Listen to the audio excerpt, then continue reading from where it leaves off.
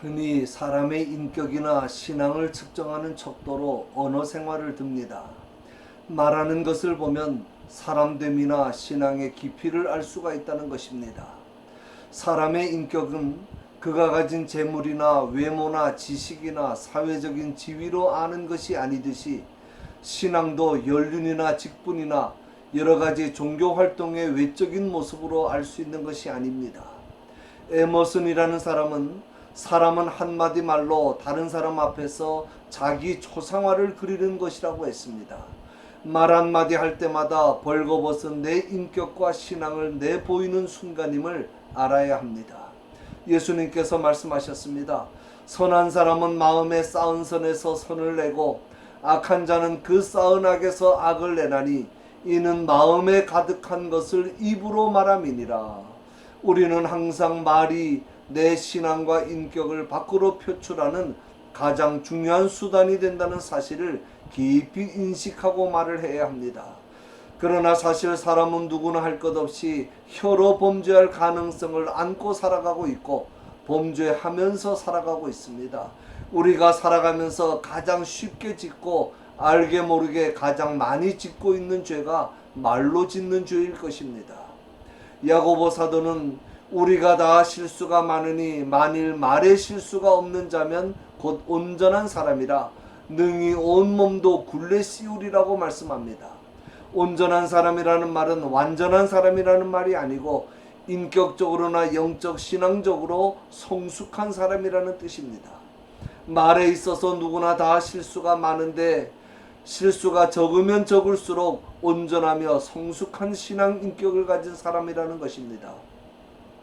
그리고 말을 내 마음대로 다스려서 제어할 수 있는 사람이라면 능히 내 마음과 행동뿐 아니라 온 인격과 운명까지도 제어할 수 있는 사람이니 그러한 사람이라야 하나님 앞에서 온전한 사람이라는 것입니다.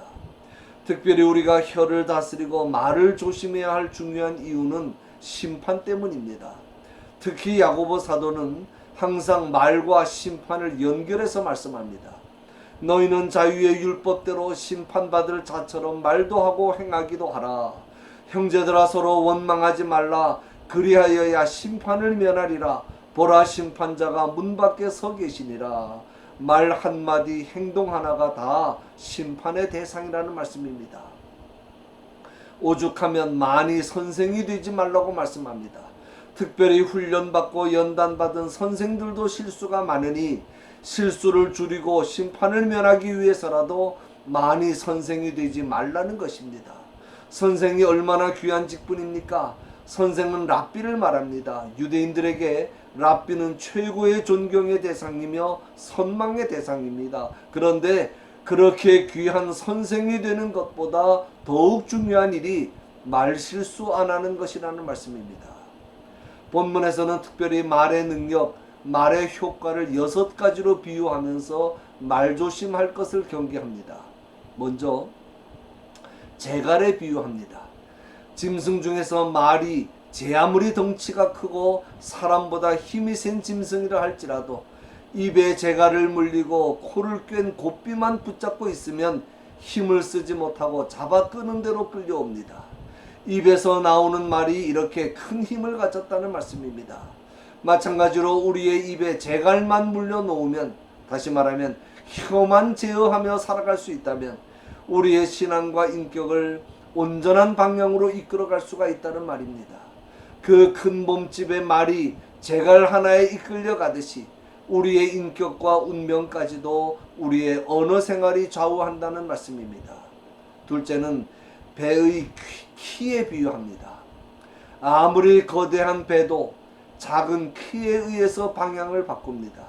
혀가 그 키와 같아서 말하는 대로 운명이 가고 말하는 대로 인격이 가고 말하는 대로 모든 생활이 가게 된다는 것입니다. 말과 행동이 별개라고 생각하지 마십시오. 말과 신앙이 따로 있지 않습니다. 말이 곧 나 자신입니다. 말하는 그대로 나의 생애가 만들어져 가고 그 대가를 받도록 운명되어질 것입니다. 참으로 무서운 말씀입니다. 그러므로 우리의 인생 항로에서 혀만 잘 붙잡고 있으면 배에서 키를 잘 붙잡고 있는 것과 같이 안전한 항해가 될 수 있을 것입니다. 셋째는 불에 비유합니다. 불은 무서운 파괴력을 가지고 있습니다. 작은 불꽃 하나가 온 지구를 태울 수도 있습니다. 혀는 비록 우리의 지체 중에서 가장 작은 지체에 불과하지만 이렇게 무서운 힘을 가지고 있다는 말씀입니다. 성냥 한 겹이 그어대는 것은 쉽습니다. 그러나 불이 한번 붙으면 걷잡을 수 없이 번져나가는 것처럼 말 한마디의 여파는 엄청납니다. 오랜 세월 동안 피땀 흘려 쌓아놓은 인격과 재산과 명예도 말 한마디 잘못함으로 하루아침에 물거품이 되는 일들을 종종 볼 수 있습니다. 그래서 혀가 온몸을 더럽히고 생의 바퀴를 불살라 버린다고 말씀하는 것입니다. 온갖 불의는 혀로부터 출발합니다. 무심코 던진 한마디 말이 형제의 가슴속에 깊은 상처를 주고 미움과 분노로 평생을 증오하며 살아가게 만듭니다. 생애의 바퀴를 불사르고 계속 구르다가 결국에는 지옥의 불로까지 연결되고 마는 것입니다. 넷째는 동물에 비유합니다. 짐승이나 새나 벌레나 물고기는 사람이 길들일 수 있다고 말씀합니다. 아무리 살아온 동물도 훈련을 통해서 길들일 수 있습니다. 그러나 혀를 길들인 사람은 많지 않다는 것입니다. 길들이지 못한 혀의 특징을 두 가지로 말씀합니다. 하나는 쉬지 아니하는 악입니다. 이 말의 헬라어 원문의 뜻은 우리에 갇혀있는 사나운 맹수가 우리 밖에 있는 먹이를 먹기 위해 빠져나가려고 몸부림치는 모습을 연상시키는 말입니다. 혀를 길들이지 못하면 악을 행하기 위해 그렇게 요동친다는 말입니다.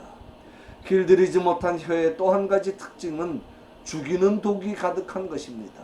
이 말은 독이 있는 짐승이 독을 가득 머금고 다른 동물을 해치기 위해 독을 내뿜을 기회를 엿보고 있는 모습을 연상시키는 말입니다. 사실 입의 구조를 보면 혀는 딱딱한 치아와 입술이라는 이중 울타리 속에 갇혀 있습니다.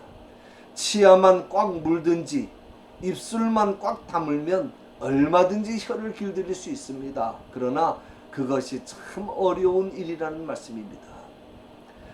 다섯 번째, 여섯 번째는 함께 말씀합니다. 샘과 나무에 비유합니다. 샘은 한 가지 물만을 내고 나무는 한 가지 열매만을 맺습니다.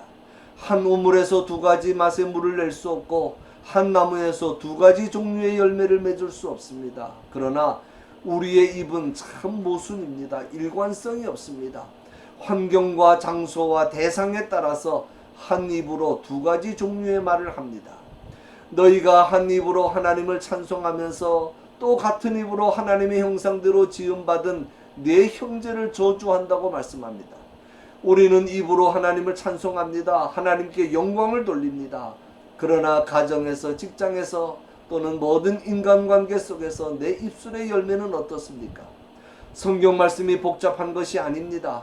하나님 앞에 찬송한 그 입으로 어찌 남을 저주한단 말이냐? 간단한 말씀입니다. 하나님 앞에 찬양하고 은혜가 충만했는데 그 은혜로 어떻게 남을 비난하고 헐뜯는 소리, 남에게 해로운 소리를 할 수가 있겠느냐? 기도한 그 입술을 가지고 어떻게 남을 비판하고 저주하는 소리를 할 수 있느냐? 있을 수 없는 일이라는 말씀입니다. 말이라는 것은 혀만의 동작이 아닙니다. 하나님을 찬송하든 사람을 저주하든 그것은 다 마음에서 우러나오는 동작들입니다. 진정코 하나님을 찬송하는 마음이라고 한다면 사람을 저주하거나 해롭게 하지 못합니다. 그리고 사람을 저주하고 해롭게 하는 마음에서는 절대로 하나님을 찬송할 수 없습니다. 한 샘에서는 한 가지 물만 나오고 한 나무는 한 가지 종류의 열매만을 맺기 때문입니다. 결론입니다. 특히 가까운 사이일수록 말을 조심해야 합니다. 부부 간에, 부모와 자식 간에, 형제 간에, 교인 간에 부정적인 말보다 긍정적인 말, 깎아내리고 헐뜯는 말 대신 사랑으로 세워주는 말, 불평과 원망과 저주하는 말 대신 찬양과 감사와 축복의 말을 하도록 노력합시다. 하나님의 말씀으로 날마다 우리의 혀를 길들이며 선한 혀를 가지도록 힘쓰며 온전하고 성숙한 그리스도인의 모습으로 날마다 성장해 나가시는 저와 여러분이 되시기를 주님의 이름으로 간절히 축원합니다.